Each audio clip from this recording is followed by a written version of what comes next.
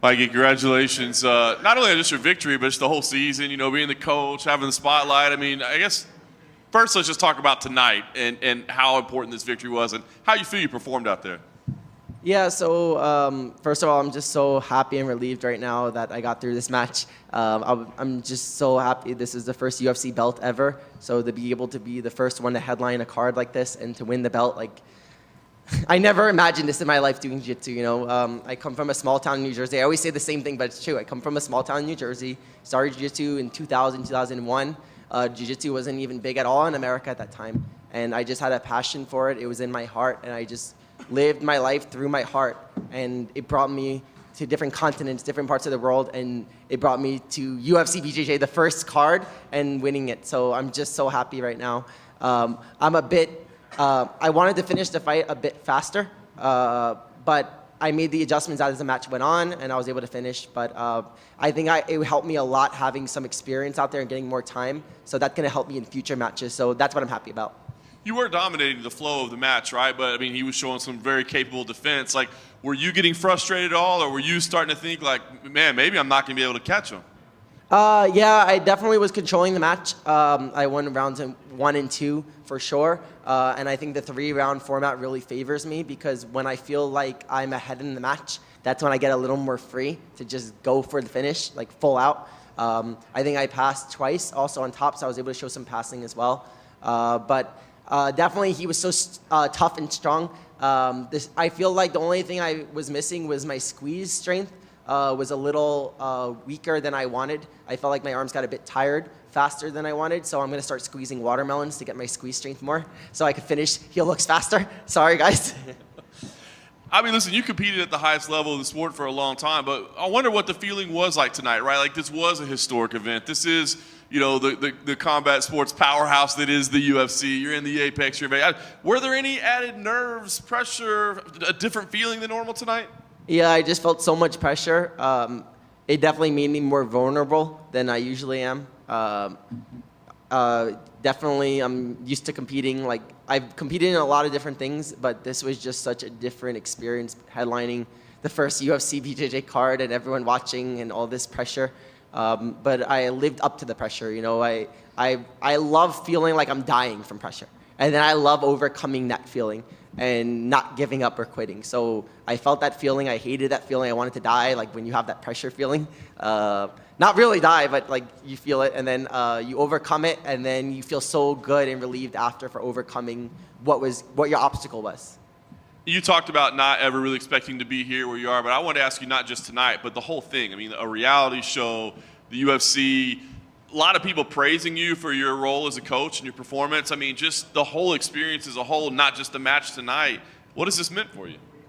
It was everything, just creating history. I was living in Asia for 3 years, and I came back to the U.S. where my family is in Vegas, and I spoke to Hunter, Claudia, and Techi, and we made this plan, this master plan to grow our sport to the world and make it the biggest we could make our sport, So I had a lot of passion when I spoke to them, and we did everything that we spoke about. I spoke to Hunter after, and I'm so grateful for him for doing everything, We really created this insane product for the world.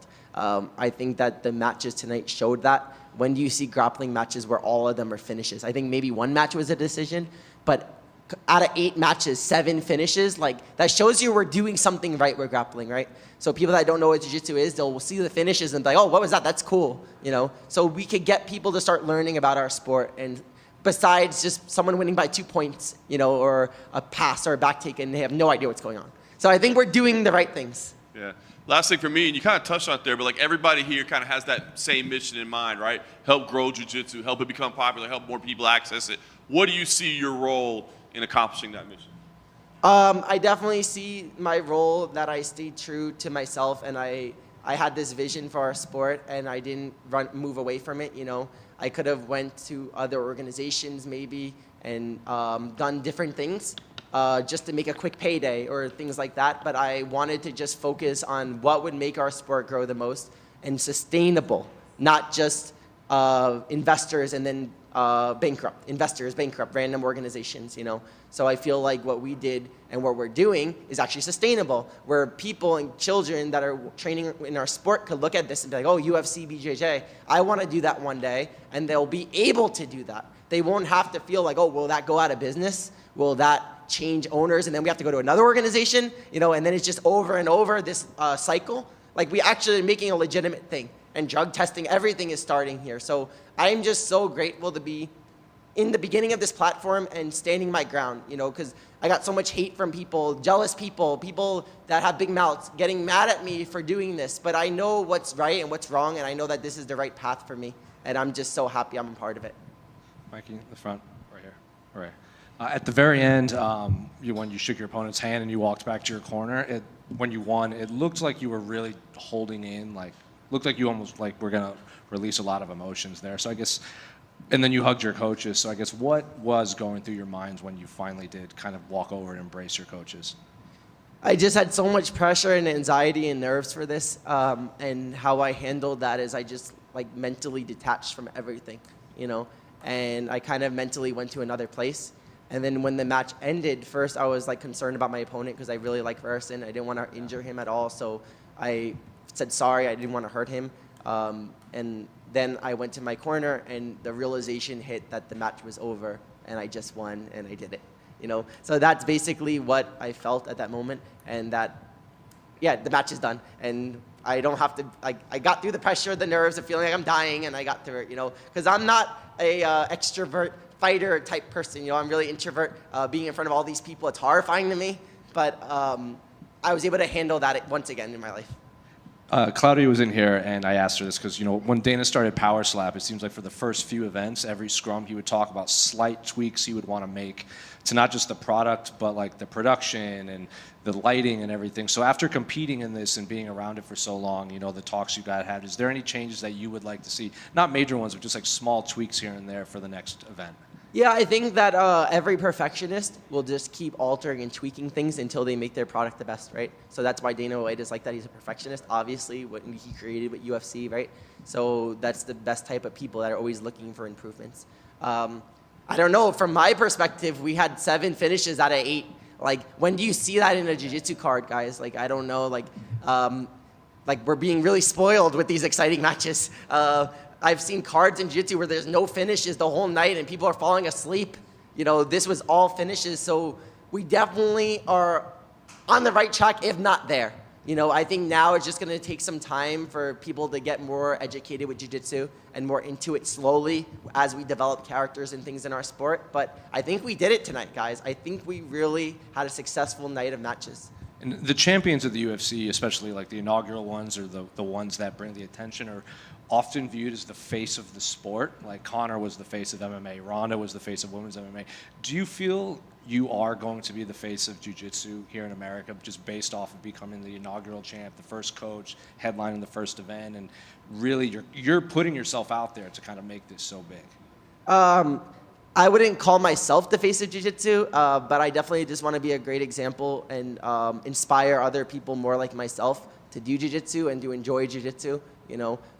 People more with my personality and stuff, they have a hard time possibly staying in jiu-jitsu because they feel like it's not a place for them. They feel different than other people possibly in this sport that are more like fighters and extrovert and outgoing. So I feel like I give them hope that they could also do that, And yeah, being the main event, being a part of the reality TV show, it was just so special for me.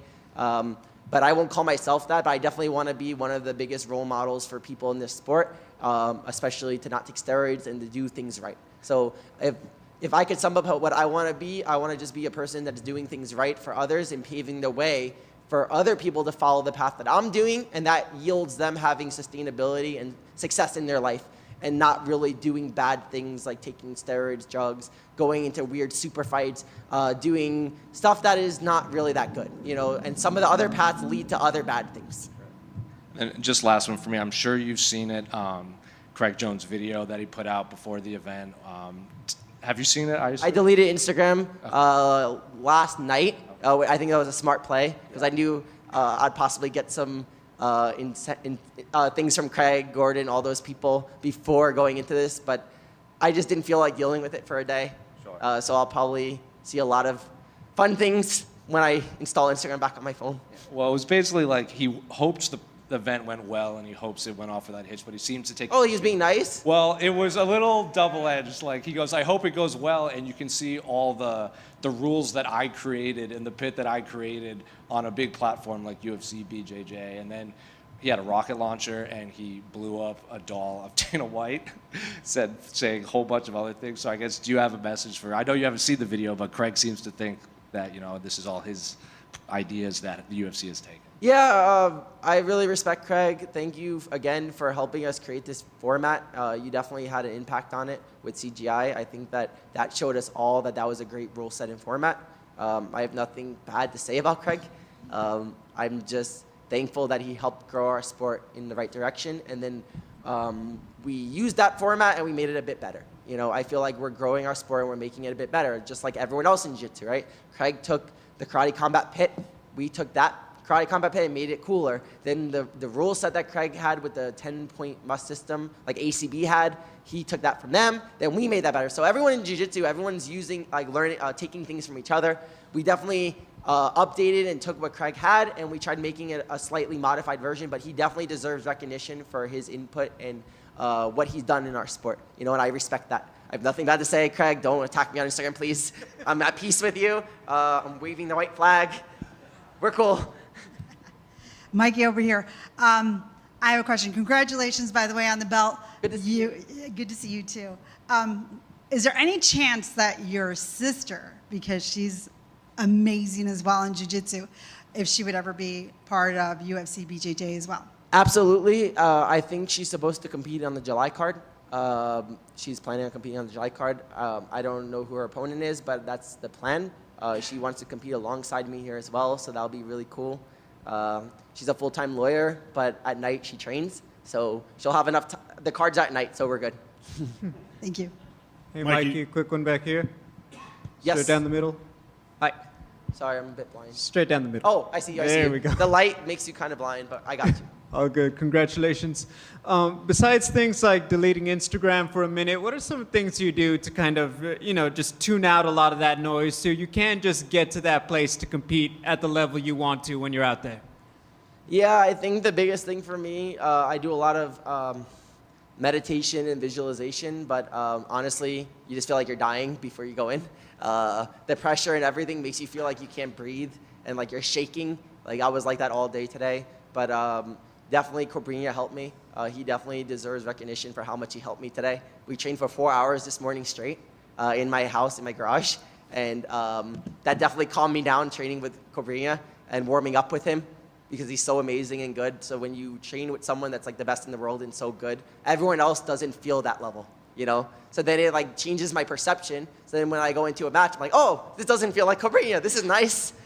So then it definitely helped me. So I definitely do a lot of things like that. But one thing I've learned in my life with Jiu-Jitsu, and I think this is good for a lot of people, is you don't have to mentally have like this mindset like you're gonna kill everyone. You don't have to be like cocky and super confident.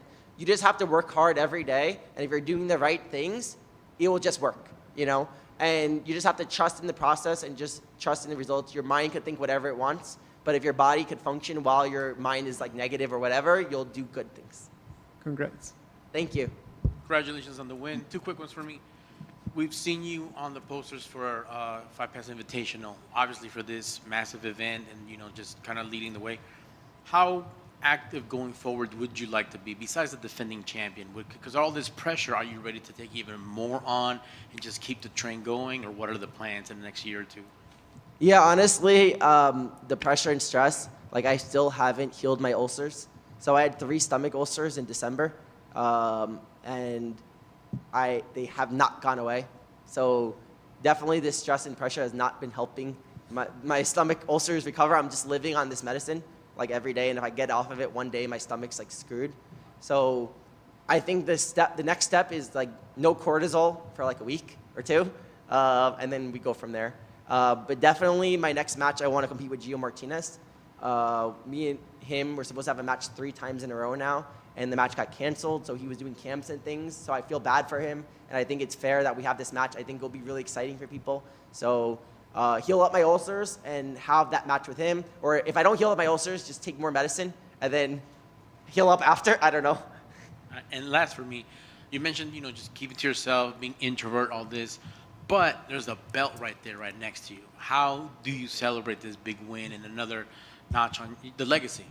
Yeah, so again, this is the biggest title I've won for sure in my life. I've won many titles, but this is the most special one just because of what we're doing with this title, and what this impact will have on the sport with UFC BJJ. It means so much to me, and now I could kind of have emotion again, because you kind of just shut off all your emotions when you're in camp, like the last week or so. I just shut off everything I'm feeling. Like, it doesn't matter what you're feeling, just go forward, So I could kind of feel a little bit. I'm gonna go to Hawaii with my girlfriend and stay at Mark Zuckerberg's ranch. That's my plan right now next week, and I'm really excited. All right, congrats on the win. Well done. Thank you so much, sir.